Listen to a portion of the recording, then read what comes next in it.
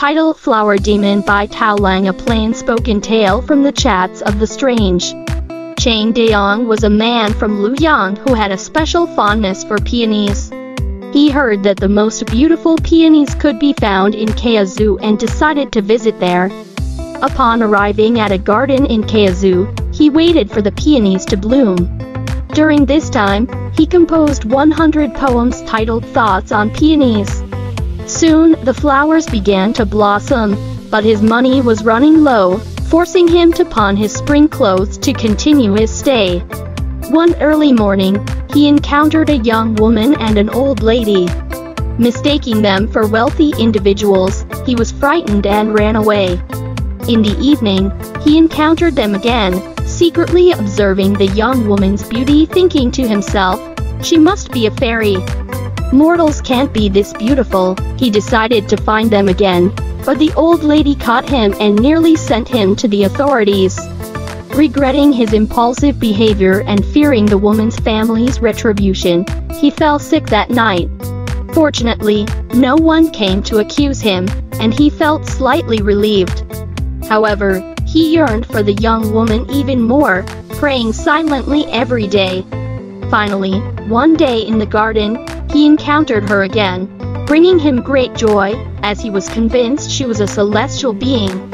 He tried to approach and touch her wrist, but the old lady interrupted him.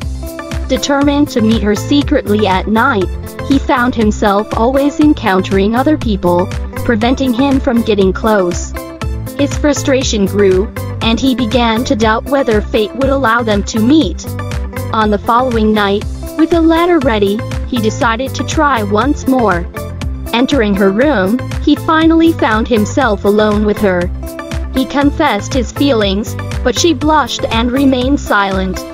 However, another girl came to visit, forcing him to hide. Listening to their conversation, he felt envious. After the girl left, he searched for something belonging to the young woman as a memento and found a crystal jade pendant. Though afraid of being discovered, his yearning for her grew stronger.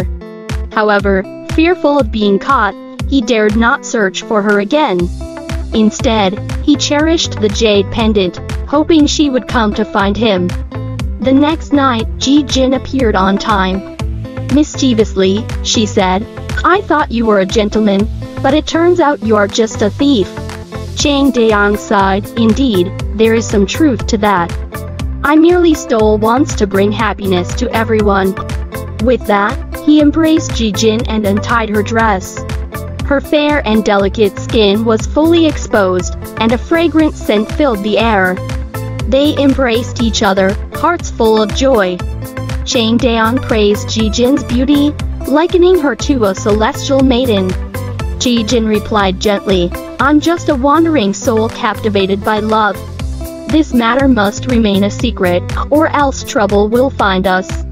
Chang Dayong promised to keep their secret, but he still doubted Ji Jin's true identity.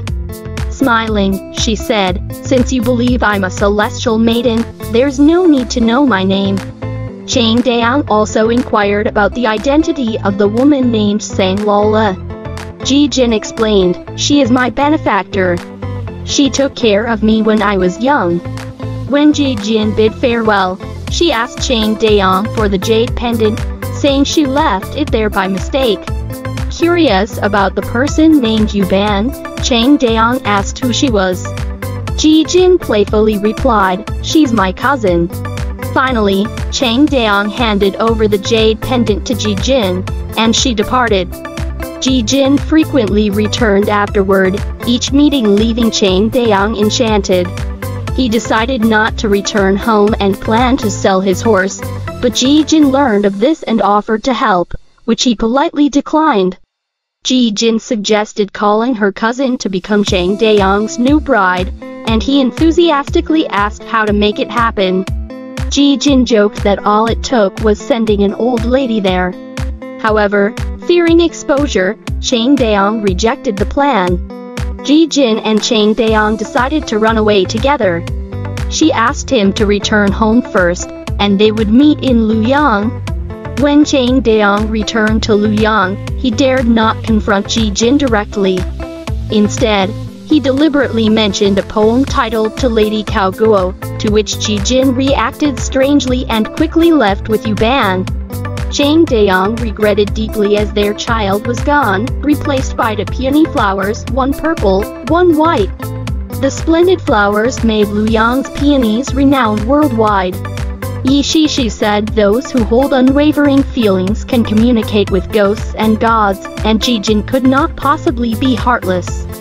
Though her love for Chang Dayong ultimately faded, her peonies became the legendary beauty of Luyang. Although Chang Dayong failed to grasp everything, we witness the wondrous connection between man and nature. This story extols the power of emotions, believing that with devoted feelings, even gods and spirits can be moved. Since Jijin came for love, when Chang Dayong doubted her, he disrupted the essence of dedicated affection, explaining her departure. The plunder of a thief could not take Jijin away, but Chang Dayong's suspicion abruptly caused her to leave, emphasizing the importance of devoted emotions. Criticizing Chang Dayong as timid and suspicious, his narrow-mindedness clung to worldly views, preventing him from truly immersing himself in love.